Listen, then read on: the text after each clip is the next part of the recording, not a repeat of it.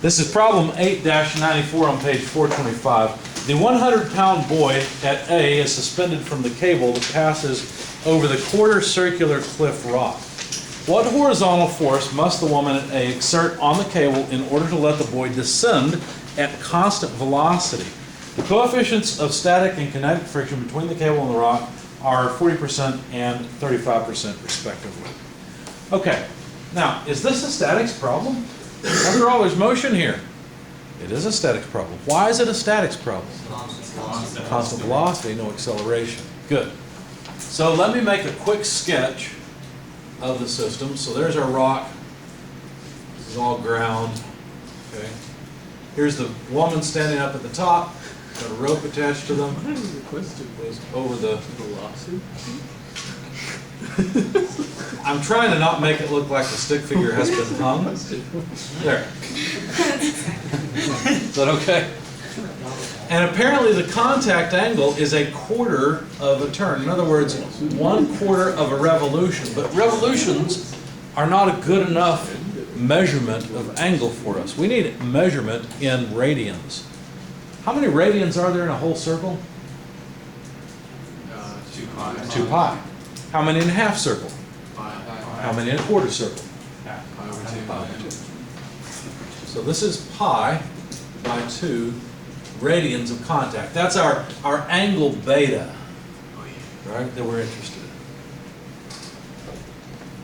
Now the coefficient, we've got a couple of options. They gave us a static and a kinetic friction coefficient. Which one should we use? No kinetic because it's moving. Kinetic because it's moving, right? There's slippage occurring here. So kinetic friction is well, will that equation that we've got, will it work with kinetic friction? Let's go find out. It's equation 8-6 on page 422. If you notice in the comments below it, it says that you can use either the static or kinetic friction coefficient. The reason for that is because the math doesn't change. There's still friction acting at every point between the belt, well not belt, but in this case the rope, and the curved surface, which I've not drawn very well at all. Right? The equation assumes no acceleration, right? Does the equation assume no acceleration? I don't think it, I think that it technically does, but I don't think it would matter. Because if there was acceleration, that acceleration would have to do with the acceleration of the rope around, right, or the belt, or whatever it is. And the mass of that would be small enough you could neglect it. So I think this would work in dynamics as well. The thing that would change, however, is if this person is moving down faster and faster, their tension on the rope would actually be lower. One of the mistakes I see students make when they come into my dynamics class from the static class is they always assume that the tension in the rope equals the weight if they see a mass at the end of a rope. That's not true. Think about it.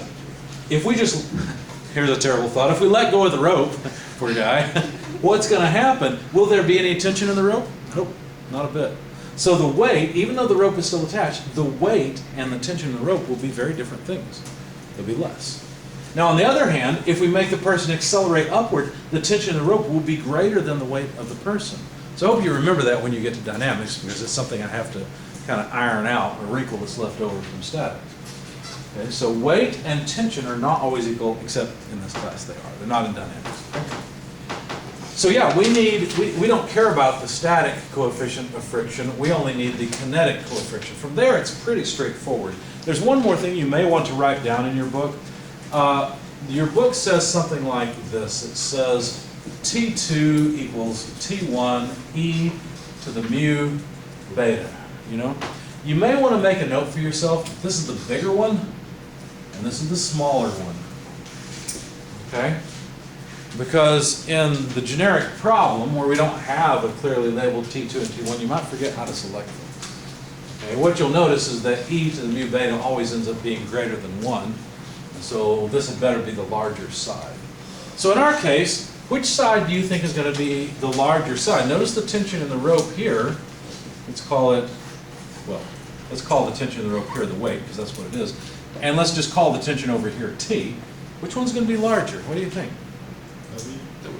W. How many? Anybody want to vote for T? Okay, good. W is larger. How do you know that W is larger? because friction is helping. You see that? The motion is this way, the rope is sliding this way, therefore friction on the rope is that way. So some of this weight is being compensated for by friction, the rest of it, this person up here has to pull. I guess they only pull if they like the person, otherwise they just leave it. So in our case, which one's actually T? Will the real T please stand up? There it is. That's an old joke from an old show. I'm surprised anyone laughed. Anyway, maybe it's from Slim Shady, I don't know. So, which is from the show, by the way. He referenced the show. So the weight, the big weight, is this 100 pounds. So I guess what we ought to do is solve for the tension. So weight needs to be divided by e to the mu beta. So the weight is 100 pounds force. How much mass does this person consist of? 100 pounds mass, right? Which will weigh 100-pound force on Earth. Okay?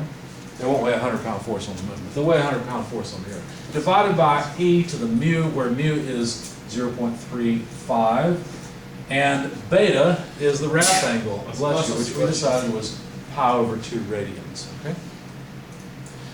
I'm going to have you do something. I want you to tell me this number. The reason I want you to tell me this number is because I want to make sure that you know how to use the exponential function properly on your calculator. This is important, okay? If I had candy, I'd throw out candy to the first person that gave me the right answer, but I should have. Easter's over. There's Easter candy for the picking, aren't there? Cheap at the grocery store. How much? Like, It's never too late. it's never too late, that's right.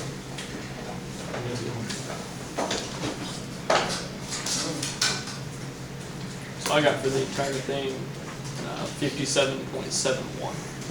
57.71 pounds force. Anyone second that? Good.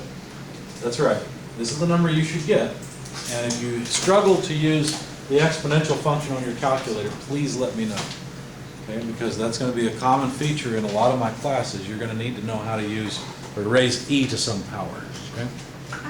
Why doesn't it erase the 0.40 that was up there? Because we didn't need it. It was the static coefficient of friction. They were trying to make us select between the static and kinetic coefficient of friction. Okay. And since there's slippage that's occurring, it must be the kinetic So coefficient. we're gonna type wrong in that. Anything else? All right.